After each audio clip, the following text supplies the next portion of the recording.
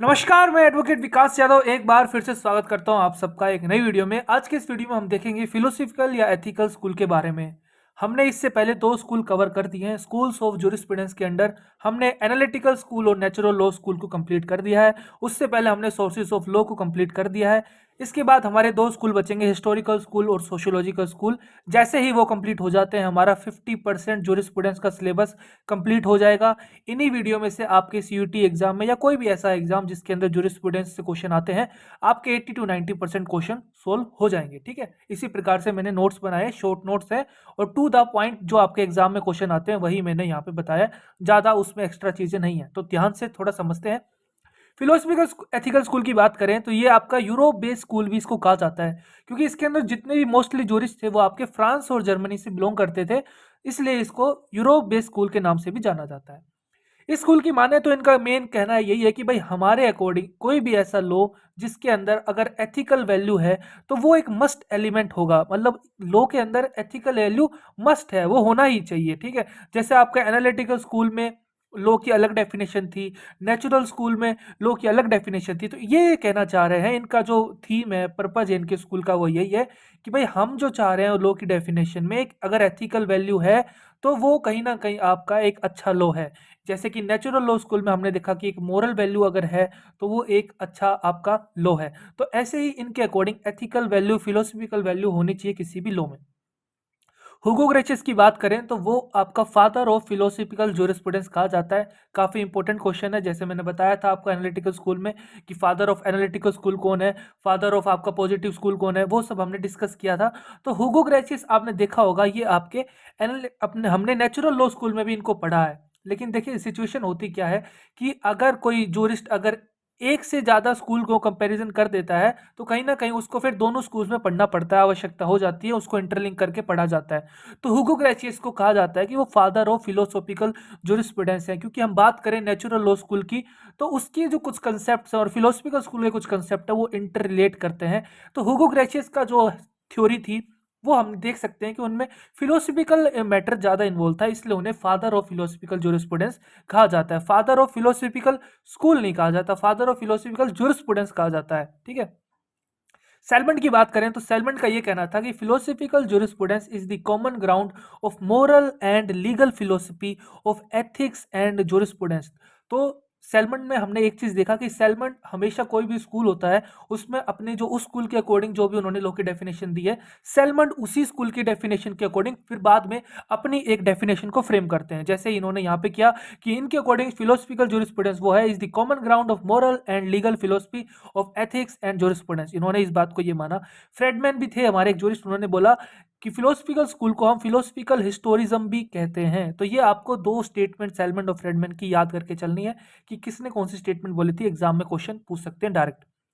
इसके अंदर हम कैंट को पढ़ेंगे। कैंट को हमने आपको नेचुरल लॉ स्कूल में भी हमने पढ़ा है। इसके अंदर देखते हैं, हमने इसके अंदर कैंट ने कहा है कि according to him ethics and law are two different things. इन्होंने बोला है कि एथिक्स और लॉ दोनों अलग अलग चीजें हैं। एथिक्स जो है वो आपका इनर लाइफ ऑफ इंडिविजुअल मतलब डील करता है, लेकिन जो लॉ है वो आपका एक्सटर्नल कंडक्ट डील करता है। कहने का मतलब यह है एथिक्स आपकी एक मोरल वैल्यूज हैं जो एक हर इंसान के अंदर बनती हैं, खुद वो बनाता है। इंडिविजुअलिटी की बात करते हैं हम यहाँ पे अगर हम एथिक्स की बात कर रहे हैं, लेकिन जब हम लॉ की बात कर रहे हैं तो वो एक आउटर व्यू है, वो एक एक्सटर्नल कंडक्ट है, वो एक आपका सोसाइटी का लीगल रूल है, उसके रिगार्डिंग हमें एक पर्सन को देखना पड़ता है। तो इन्होंने बताया इसलिए एथिक्स और लॉ आपका दोनों अलग अलग चीजें हैं। इन्होंने doctrine of freedom of will दिया था। इसके अंदर इन्होंने बताया था कि he propose that legislation could be effective only when it represent the united will of the people. ये हमने कैंट को नेचुरल लॉ स्कूल में काफी डिटेल में स्टडी किया था। यहाँ पे हमने इसलिए इनको फिर से स्टडी किया क्योंकि इन्होंने यहाँ पे एथिक्स और लॉ का जो एक प्रपोजिशन दिया था, एथिक्स और लॉ को कंपेयर करके बताया था कि ये भी आपस में क्यों अलग है। वहां पे उन्होंने बताया था कि नेचुरल लॉ क्यों इंपॉर्टेंट है और नेचुरल लॉ का मतलब क्या है। वहां पे उन्होंने फ्रीडम ऑफ विल को ज्यादा अच्छे से एक्सप्लेन किया था। तो हमने नेचुरल लॉ स्कूल में उसको पढ़ा है, तो हम यहाँ पे उनका ज़्यादा डिटेल डिस्कशन नहीं करेंगे। इनका कहने का मतलब यही है कि फ्रीडम ऑफ विल से मेरा यही एक्सप्रेशन है कि जो भी लेजिस्लेशन, कोई भी अगर आपका एक कानून बनाता है वो तभी इफेक्टिव माना जाएगा जब आप जो जनता है, जो एक लार्ज सेक्शन सोसाइटी की बात करें, अगर आप उनकी विल को देख के ही कोई लेजिस्लेशन बनाओगे तो वही एक अच्छा कानून माना जाता है। क्योंकि हमारा ये मानना है कि जो जनता चाहती है उसी के अकॉर्डिंग कानून बनेगा, तो वो फ्रीडम ऑफ विल के एक्सप्रेशन में उसको काउंट किया जाएगा। यही इन्होंने बोला कि मेरी जो फिलोसफी थी वो doctrine of freedom of will थी। तो आपको पता होना चाहिए कि doctrine of freedom of will Kant के द्वारा दिया गया था। ये तो ये क्वेश्चन बनता है, ठीक है। उसके बाद क्वेश्चन एग्जाम में आता है कि कौन से जूरिस्ट ने कौन सी बुक लिखी है, कौन सी उनकी थ्योरी थी। जैसे काफी क्वेश्चन आपने देखा होगा, केल्सन की pure theory of law her exam में लगभग क्वेश्चन आता है। तो इसका याद करने का आप शॉर्ट फॉर्म बना सकते हो।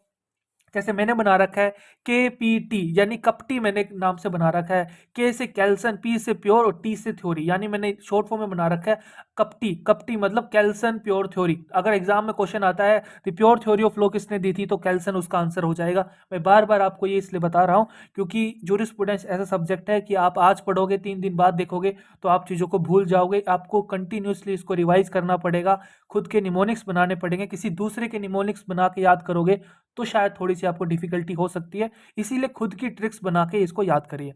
तो कैंट ने लिखा है कि आपका लेक्चर्स ऑन एथिक्स इन्होंने लिखा था, इसलिए हम इनको फिलोसफिकल एथिकल स्कूल में भी पढ़ रहे हैं, क्योंकि इन्होंने एक अपना जो काम है, अपना वर्क है, लेक्चर ऑन एथिक्स लिखा था, इसलिए इनका डिस्कशन यहाँ पे करना इंपॉर्टेंट हो गया था। लेकिन कैंट आपके नेचुरल लॉ स्कूल में बिलोंग करते हैं।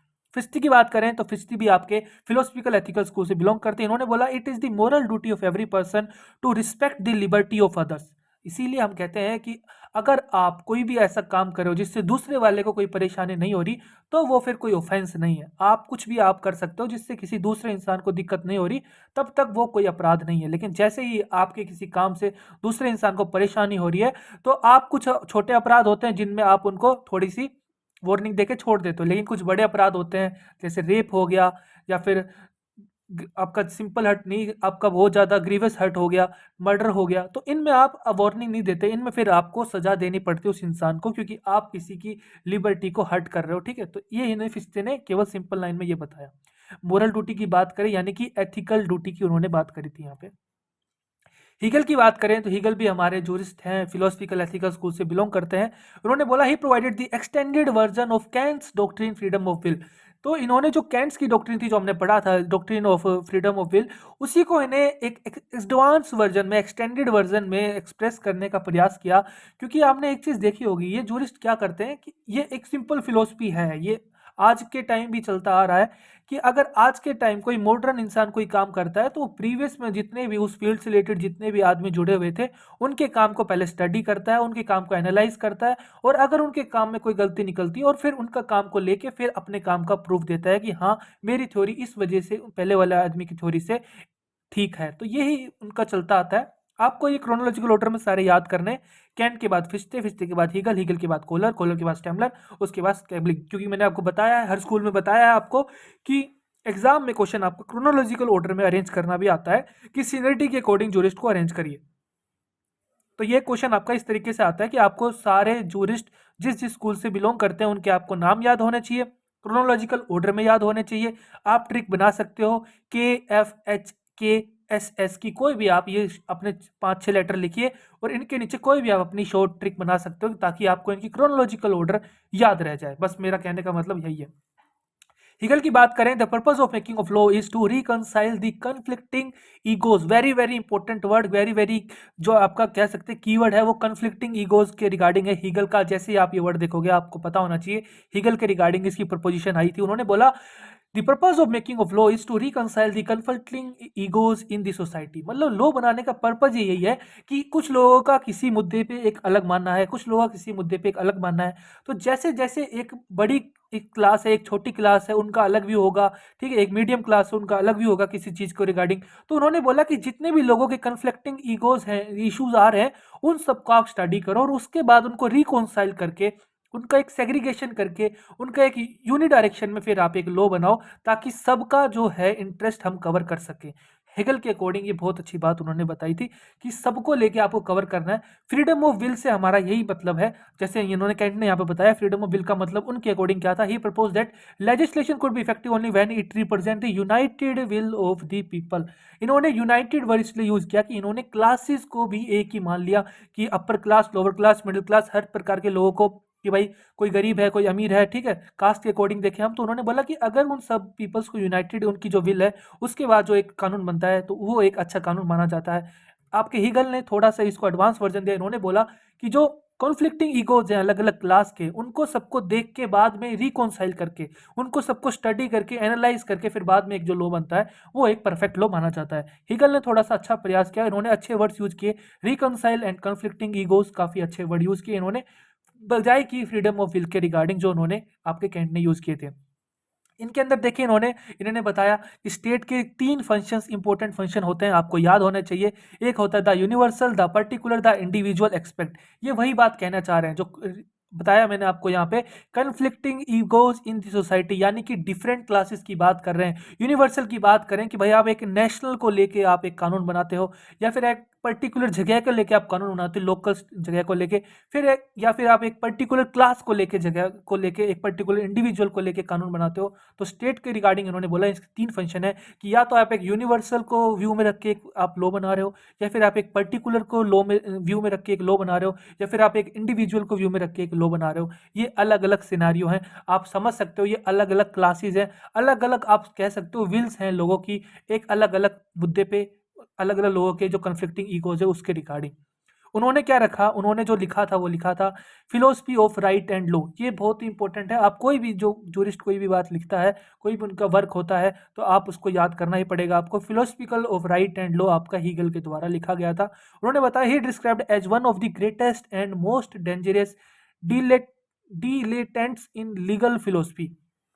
ये आपको पूरी लाइन एक आ जाएगी एग्जाम में और पूछ लिया जाएगा कि भाई कौन आपका most dangerous dilettantes in legal philosophy कहा जाता है, तो आपका आंसर होगा हीगल कहा जाता है। डिलीटेंट्स का मतलब यही होता है कि अगर आम भाषा में बोलूं कि बहुत ही कट्टर या बहुत ही किसी चीज के अंदर इतना खो जाने वाला, भाई इंसान कह सकते हैं ना कि मतलब एक ही उसकी धुन में, बस उसका हर तरफ एक ही बार एक ही धुन मतलब दिमाग में सवार रहती है। तो डिलीटेंट्स को गूगल करोगे तो आपको यही लिखा आएगा कि बहुत ही ज्यादा किसी चीज के प्रति मतलब उसके अंदर इन्वॉल्व हो जाना, उसी के रिगार्डिंग डिलीटेंट्स की बात होती है। कूलर की बात करें तो कूलर भी हमारे जूरिस्ट हैं, आपके फिलोसफिकल एथिकल स्कूल से बिलोंग करते हैं। He did not agree with the Hegel's view. देखो मैंने बताया था ना कि जैसे जैसे अगली जनरेशन वाला आपका जूरिस्ट आएगा वो पिछली जनरेशन के जूरिस्ट को क्रिटिसाइज करता है या उसकी किसी थ्योरी को एक्सटेंडेड वर्जन देने की कोशिश करता है। तो इन्होंने साफ बोला कि मैं हीगल के व्यू से सेटिस्फाइड नहीं हूँ। जो इन्होंने बोला था, reconcile the conflicting egos in the society, the purpose of making of law is to reconcile the conflicting egos in the society. मैं हीगल के इस व्यू से सहमत नहीं हूँ, एग्री नहीं हूँ, उन्होंने ये बात बोला। उन्होंने क्या बोला फिर, उनके अकॉर्डिंग क्या व्यू है, he defined law as the standard of conduct. उन्होंने बोला कि जो लॉ है मेरे अकॉर्डिंग क्या है, the standard of conduct which in consequences of the inner impulse that urges man towards a reasonable form of life emanates from the whole and is forced upon the individual. उन्होंने इस चीज को थोड़ा सा और explain करके बताया। उन्होंने बोला कि ये जो कंडक्ट्स होते हैं, जो ह्यूमन बिहेवियर के कंडक्ट हैं, आपकी जो इनर इम्पल्स है यानी कि इनर मोलरिटी की बात करें हम, जो एक इंसान को किसी कोई अर्ज करती करवाने के लिए towards a reasonable form of life, आपको किस तरह की लाइफ चाहिए, emanates from the whole and is forced upon the individual. उन्होंने यही सब बताया कि अलग अलग इंसान का जो क्लास है उसके एक अलग अलग व्यू हो सकते हैं, उनकी अलग अलग एक इनर मोलरिटी हो सकती है, उनके अलग अलग अर्जीज हो सकते हैं अपनी एक रीजनेबल फॉर्म ऑफ लाइफ को जीने के लिए। ठीक है, तो इन्होंने बोला कि ये जरूरी नहीं है कि आपको एक जो हर एक क्लास है उसके सारे के व्यूज को रिकॉन्साइल करके ही एक लॉ बनाना चाहिए। उन्होंने ये बोला कि नहीं, ये जरूरी नहीं है, आपको पहले और अगर डीपली एनालाइज करें तो ये एक सही भी है कि अलग अलग इंसान का जो ह्यूमन कंडक्ट है, एक अपने रीजनेबल फॉर्म ऑफ लाइफ को जीने का जो अर्ज है उनका, वो अलग अलग हो सकता है और आपको उसी के अकॉर्डिंग एक लॉ बनाना चाहिए। कोलर ने इस बात को इस तरीके से रखा।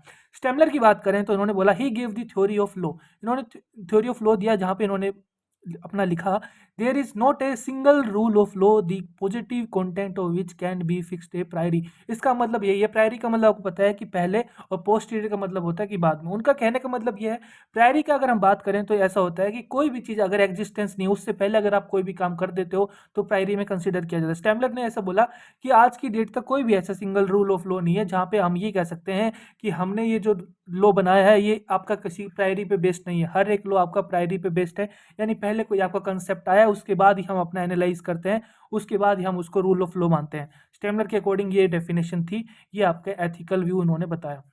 स्केबलिंग की बात करें, he said law is a means by which the individual will is harmonised with the community general will. इन्होंने भी आप देखोगे तो ये कहीं ना कहीं ये आपके कैंट के व्यू से सहमत थे।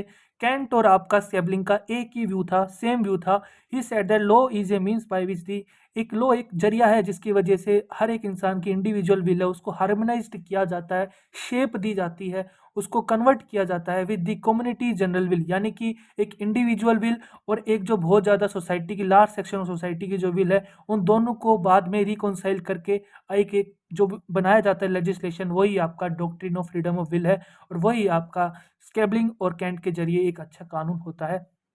इसी के साथ ही हमारा फिलोसफिकल और आपका एथेरिकल स्कूल आपका कंप्लीट हो गया है। उसके बाद हमारा हिस्टोरिकल और आपका सोशियोलॉजिकल स्कूल बचा है, उसको भी हम 1-2 दिन में कवर कर देंगे। इसके बाद आपका 50% सिलेबस डेफिनेटली कवर हो गया है। थोड़े बहुत छोटे-मोटे टॉपिक बचे हैं, rights and duties, possession, ownership और एक आपका पनिशमेंट के रिगार्डिंग थ्योरीज़ बची हैं। ये आपके 2-3 दिन में कवर हो जाएँगे। उसके बाद हम पब्लिक इंटरनेशनल लॉ को कवर करेंगे। वीडियो अच्छा लगा तो वीडियो को लाइक करिए, खुश रहिए, मुस्कुराते रहिए, देश का ख्याल रखिए। जय हिंद।